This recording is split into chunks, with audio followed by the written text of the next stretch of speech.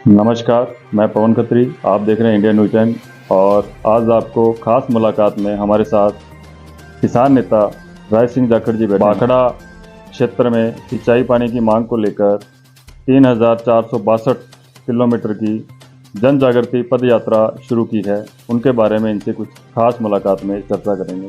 राय सिंह जी, सबसे पहले आपका स्वागत होता है। नमस्कार। सर, जो आपने अभी यात्रा शुरू की है, वो यात्रा किन मुद्दों को लेकर शुरू की है और इस यात्रा का उद्देश्य क्या है शुरू करने का? यात्रा का उद्देश्य है, मैं सन 2010-12 से लगातार यहाँ पहले आता था, सक्रिय रूप से भाग नहीं लेता था। बहुत लंबी लड़ाई है भाखड़ा की। ये शुरू तब हुई थी मेरे जन्म के टाइम में, लगभग 54-55 साल हो गए। तो ये लगातार जब हमारे बुजुर्ग संघर्ष करते थे तब पानी मिलता था। जब उसके बाद में हम लग गए, संघर्ष करते हैं तो पानी मिलता है, वरना पानी नहीं मिलता। फिर हमने सब ने बैठकर एक विचार किया, क्यों न अपने संयुक्त रूप से एक मतलब सशक्त लड़ाई लड़ी जाए और जिसमें सभी की राय लेकर, और जो प्रमुख मुद्दे हैं वो हमने पिछले 4-5 सालों में जो हमारे अनुभव में आए वो हमने मुद्दे लिए हैं। जिसमें एक तो जो इंदिरा गांधी नहर की है, उसकी जो रीलाइनिंग है वो जल्द से जल्द पूरी होनी चाहिए। पिछले 3-4 सालों से भाखड़ा क्षेत्र में सिंचाई पानी को लेकर बहुत बड़ी समस्या आ रही है। खरीफ की बुआई जो फसल है वो बोई नहीं जाती, टाइम निकल जाता है।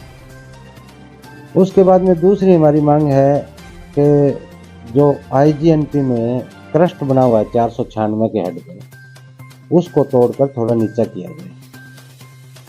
उससे ये फायदा होगा कि जब भाखड़ा में पानी दिया जाता है तो मुख्य नहर के फट्टे गेट डाउन करके वहाँ पर पौंड बनाया जाता है, फिर भाखड़ा में उसके हिस्से का पानी जाता है। तो वो कितना ही दें, जिस हिसाब से डैम की नफाई के अकॉर्डिंग जो हमारा हिस्सा बनता है उस हिसाब से हमें कभी 1200, 1250, 1300, 1500 तक मिलता है। वो पौंड बनाने पर ही मिलता है। तो अगर उस क्रस्ट को नीचा किया जाए तो एक तो जो आईजीएनपी है वो क्षतिग्रस्त नहीं होगी, और दूसरा क्या है कि एक जब पीछे बहाव खाता है तो पानी का लॉसेज भी होता है, वो भी कम होगा। और तीसरा हमारी सबसे बड़ी समस्या ये है कि पुरानी भाखड़ा जो लोगढ़ हेड पर आकर मिलती है, वहाँ पे गेट नहीं है लगे हुए। जो भाखड़ा के हिस्से का पानी आईजीएनपी से आता है उसमें से ही उसमें चला जाता है। उसका रीज़न उन्होंने ये कह रखा है, भी हमारी इधर 2 कस्सियाँ हैं, हरियाणा की 2 छोटी-छोटी, एक 5 क्यूसेक की, एक 9 क्यूसेक की, 2 कस्सियाँ हैं। तो वो तो उनको साइफन के ज़रिए भी पानी दे सकते हैं और वहाँ पर गेट लगाया जाए ताकि हमारा पानी हरियाणा में ना जाए। और तीसरी जो मूल समस्या है, आज तक भाखड़ा के दोनों प्रमुख ब्रांचों के हेड के जो गेट हैं और हेड का जो साइज़ है वो ज्यों का त्यों पड़ा है। वो भाखड़ा क्षेत्र के एरिया के अनुसार उनकी कैपेसिटी पूरी नहीं है। उनको रिपेयर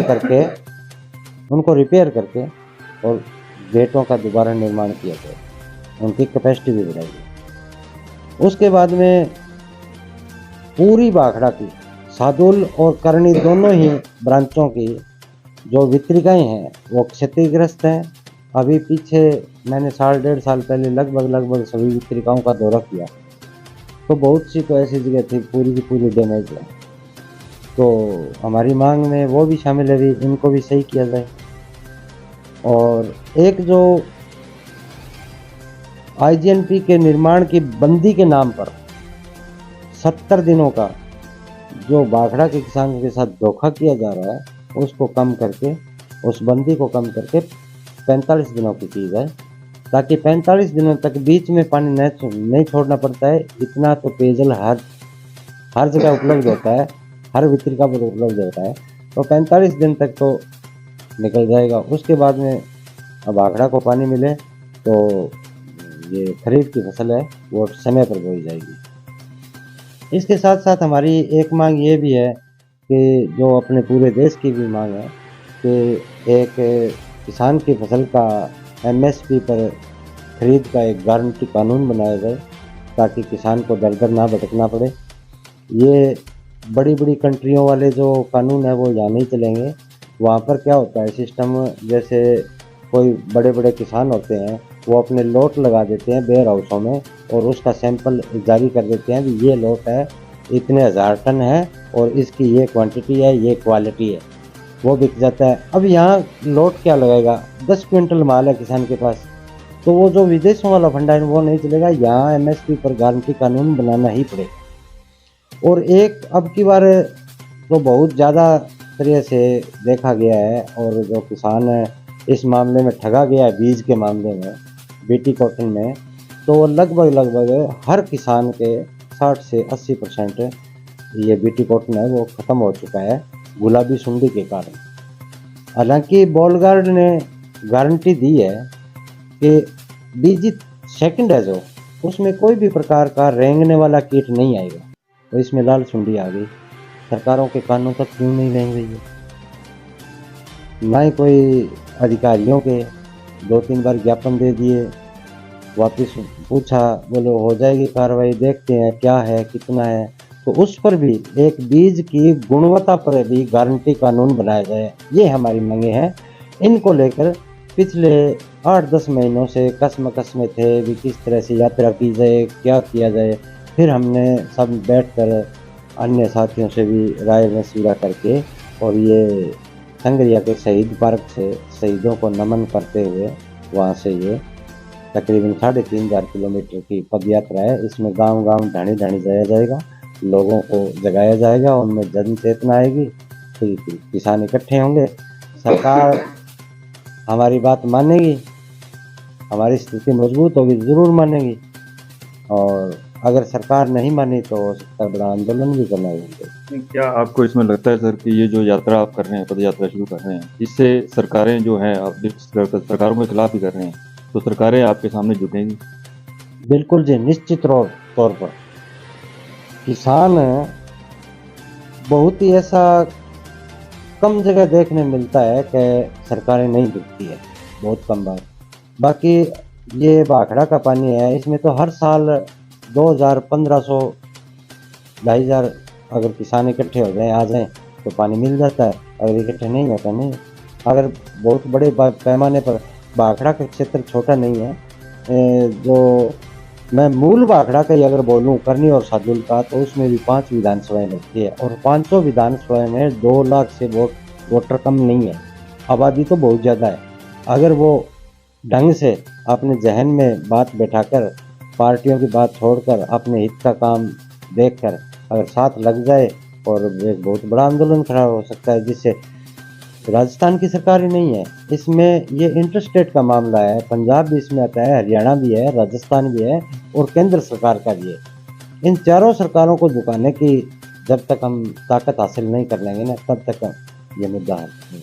बाढ़ के समय में देख रहे थे कि हनुमानगढ़ डूबने की स्थिति में थे और आप लोग वहाँ धरने पे बैठे थे पानी की मांग को लेकर, पानी, किसानों को सिंचाई पानी चाहिए, वो क्या कारण था सर? क्योंकि पानी तो खूब था हनुमानगढ़ में। ये एक तरह से मतलब विभाग की भी नाकामी है, और जो सरकार में बैठे हैं लोग, उनको इतनी समझ नहीं होती है। यहाँ से ही फीडबैक जाता है भी कब क्या करना है, कैसे करना है। तो यहाँ से फीडबैक गया, बोल के आईजीएनपी को नील कर दो, ताकि हम यहाँ से घग्गर वाला पानी आईजीएनपी में डाइवर्ट कर देंगे। तो आईजीएनपी को नील किया तो साथ साथ में भाखड़ा भी गई। अगर 496 के हेड को मेंटेन करके वहाँ तक 1500-1800 क्यूसेक पानी दिया जाता, और उससे आगे आईजीएनपी में डाल देते पानी घग्गर का। पर इनका ये क्या है, एक आपसी सूझबूझ, आपसी एक तालमेल अधिकारियों का और सरकारों का बैठता नहीं है, पता नहीं क्यों, कहाँ कमी है। ये कितने लोग सर मिलके आप ये यात्रा शुरू कर रहे हैं? इसमें कोई मतलब लोगों की कोई गिनती नहीं है, कोई 5-10। हमारे बहुत से साथी हैं जो हमें फ़ोन कर करके पूछ रहे हैं भी कब आप यात्रा शुरू कर रहे हो। पिछले 6 महीनों से ही लगातार हम संगठनों से और हमारे जो साथी हैं लड़ने वाले, उनसे मतलब कांटेक्ट में हैं, और लगभग अंदाज़ा है भी हम 25-30 लोग तो निरंतर चले गए, और जैसे जैसे आगे का गांव आएगा वो भी साथ ही साथ मिलेंगे, वो अगले गांव तक जाएंगे, इस तरह से प्रतिदिन कितने किलोमीटर की यात्रा आप तय करेंगे? प्रतिदिन वो तो आगे गांव पर तय करता है। जैसे 8 किलोमीटर पर अगला गांव आ गया तो उससे पहले तो स्टॉप होता ही नहीं है, अगले गांव में जाकर ही वहाँ स्टॉप होता है। अगर वो 10 किलोमीटर है तो 10 फिर शाम को फिर दोबारा अगला गांव कितना किलोमीटर है, अगर 3-3 किलोमीटर पर तय है, हो सकता है 4 गांव निकल जाए, 5 गांव निकल जाए। और कम से कम 12-15 किलोमीटर है और ज़्यादा से ज़्यादा 20-22 किलोमीटर प्रतिदिन निकले। तो इस यात्रा में कितना समय आप मानते हैं भी ये लग जाएगा पूरा आपको ये यात्रा पूरी करने में? मेरा मानना है इस यात्रा में हमें अगर टोटल समय देखा जाए तो हमें कम से कम 4 महीने आराम से लगेंगे।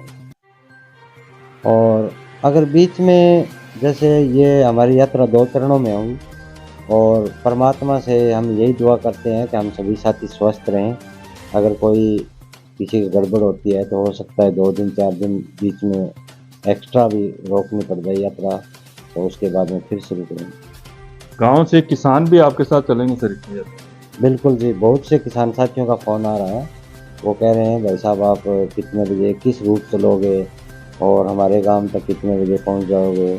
पिछले 2-3 दिनों से काफ़ी लोगों ने बताया। शुरुआत आप कहाँ से करेंगे और लास्ट में समापन कहाँ करेंगे आप? शुरुआत हमारे जो सन 1970 में जो किसान भाई शहीद हुए थे, सुखाड़िया जी की सरकार थी और एक बहुत बड़ा आंदोलन था, उसमें गोलीकांड में शहीद हुए थे। संगरिया में शहीद पार्क, वहाँ उन शहीदों को नमन करके और हमारे तिरंगे को सलामी देकर और 1 तारीख को यही अभी कल 1 तारीख को हम शुरू करेंगे और इसका एंड वहाँ होगा जहाँ बाखड़ा का पानी अंतिम छोर तक जाता है।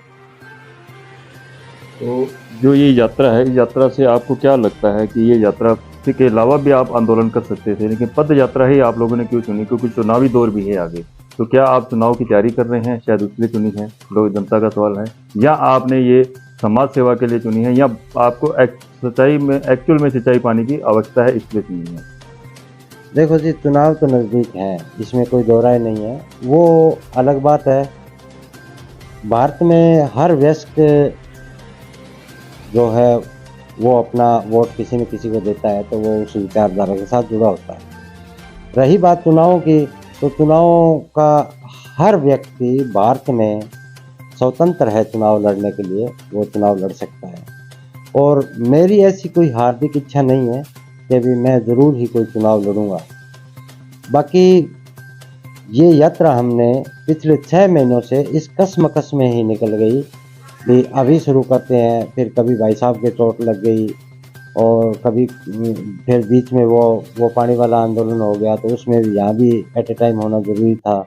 उसके बाद में फिर पानी आया तो खेतों में काम, हम बहुत बड़े किसान नहीं हैं, छोटे छोटे किसान हैं और हमारे एक हम सब भाइयों के एक दिल में तमन्ना थी कि बाखड़ा के लिए कुछ करें। क्योंकि हमारे जब वो बुज़ुर्ग लड़ते थे, वो लाठी डंडे खाते थे तो एक टीस सी उठती थी दिल में कि हम जब जवान होंगे और जब हम ये कमाल संभालेंगे तो हम इस लड़ाई को ज़रूर जीतेंगे।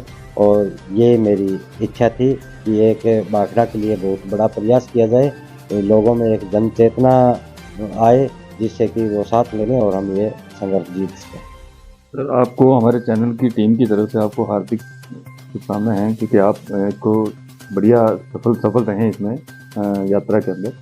बहुत बहुत धन्यवाद। ये हमारे साथ किसान नेता बैठे थे, इनसे चर्चा की हमने खास मुलाकात में और आप जानते हैं कि इन्होंने पूरे बेबाकी से जवाब दिए सवालों के। और आप देख रहे हैं इंडियन न्यूज़ टाइम चैनल पवन खत्री के साथ। जय हिंद, जय भारत।